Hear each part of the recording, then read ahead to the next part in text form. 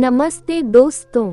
रमेश बहुत अमीर आदमी था और बहुत बड़े शहर में रहता था। धन की उसके पास कोई कमी नहीं थी। उसके पास हर सुख सुविधा थी और बहुत ही ऐशो आराम की जिंदगी व्यतीत करता था। एक दिन उसे एक लड़की से प्यार हो गया जिसका नाम नेहा था। नेहा बहुत ही गरीब थी पर वह बहुत ही सुंदर और प्रतिभाशाली थी और वह बहुत ही समझदार भी थी। जब रमेश ने कहा नेहा को पहली बार देखा तो उससे उसको प्यार हो गया। दिन रात उसी का चेहरा उसे दिखाई देता था। फिर एक दिन उसने बहुत सोच समझकर शादी करने का फैसला किया। उसने नेहा से शादी का प्रस्ताव रखा और उसने अपने दिल की बात नेहा के सामने रखी। पर नेहा ने जैसे यह बात सुनी तो वह थोड़ी हिचकचाहट गई क्योंकि उसका और रमेश का कोई मेल ही नहीं था। वह एक गरीब घराने की लड़की और रमेश पैसे वाला इंसान, इतना सुखी इंसान। नेहा ने उससे शादी करने से मना कर दिया क्योंकि उसे लगता था कि हमारा कोई मेल ही नहीं है। पर रमेश को उससे मना करने का कारण ही समझ नहीं आया। उसको बहुत चाहता था। उसने हर संभव कोशिश की नेहा शादी कर ले। फिर एक दिन उसने उसके माता पिता से मिला। जब नेहा ने अपने माता पिता से कहा कि हमारा कोई मेल नहीं है, हम इतने गरीब परिवार से हैं और वह बहुत अमीर परिवार से है, तो हमारा मेल कैसे बैठेगा। उसने अपने माँ बाप को समझाने की बहुत कोशिश की लेकिन नेहा के माँ बाप ने नेहा को आखिर शादी के लिए मना ही लिया और आखिरी में उनकी शादी हो गई। उनका जीवन बहुत ही अच्छा चल रहा था। वह बहुत खुश थी। पर एक दिन नेहा के ऊपर दुखों का पहाड़ टूट गया। उसे एक चर्म रोग हो गया था। तब रमेश किसी काम के सिलसिले में बाहर गया हुआ था। बहुत ही चिंता हो रही थी नेहा को। उसकी इस बीमारी इतनी चिंता बढ़ गई थी कि उसने बहुत लोगों को दिखाया पर उसे किसी का भी इलाज में फर्क नहीं पड़ रहा था। उसे लगता था कि उस रोग के कारण उसे उसका पति छोड़ देगा। वह हमेशा चाहती थी कि रमेश हमेशा उससे वैसे ही प्यार करे जैसे कि वह पहले करता था। समय के साथ उसका सौंदर्य दिन भर दिन समाप्त हो रहा था। रमेश जब काम के सिलसिले में वापस आ रहा था तो उसकी गाड़ी दुर्घटनाग्रस्त हो गई जिससे उसकी आंखों की रोशनी भी चली गई। दुर्घटना की वजह से वह बहुत ही निराश हो गया और चर्म रोग की वजह से नेहा भी दिन भर दिन कमजोर हो गई थी। कुछ वर्षों के बाद नेहा की बीमारी के कारण मौत हो गई। पत्नी के निधन के बाद रमेश बहुत ही अंदर से टूट गया था। रमेश बहुत दुखी रहने लगा और उसने शहर छोड़ने का निर्णय लिया। फिर एक बार कुछ लोग घर आए और उसने उससे कहा, आप तो अपनी पत्नी के बिना अकेले रह गए, अब आपका सहारा कौन बनेगा। आपका काफी ध्यान रखती थी, अब आप जीवन से कैसे सामना करोगे। इस अंधकार में आप अकेले कैसे रहोगे। तो रमेश ने कहा, मैं तो कभी अंधा था ही नहीं, मैं तो अंधे बनकर नाटक कर रहा था ताकि मेरी पत्नी को ऐसा ना लगे कि मैं उसकी बीमारी की वजह से उससे प्यार नहीं करता। पत्नी की खुशी के लिए मैं अंधा बन बैठा। जब लोगों ने यह बात सुनी तो उनकी आंखों में से आंसू आ गए। तो दोस्तों, जीवन से कैसे सामना करोगे, इस अंधकार में आप अकेले कैसे रहोगे। तो रमेश ने कहा, मैं तो कभी अंधा था ही नहीं, मैं तो अंधे बनकर नाटक कर रहा था ताकि मेरी पत्नी को ऐसा ना लगे कि मैं उसकी बीमारी की वजह से उससे प्यार नहीं करता। पत्नी की खुशी के लिए मैं अंधा बन बैठा। जब लोगों ने यह बात सुनी तो उनकी आंखों में से आंसू आ गए। तो दोस्तों, हमेशा खुश रहना है तो लोगों की कमियों को छोड़कर उनकी खूबियों पर ध्यान दे।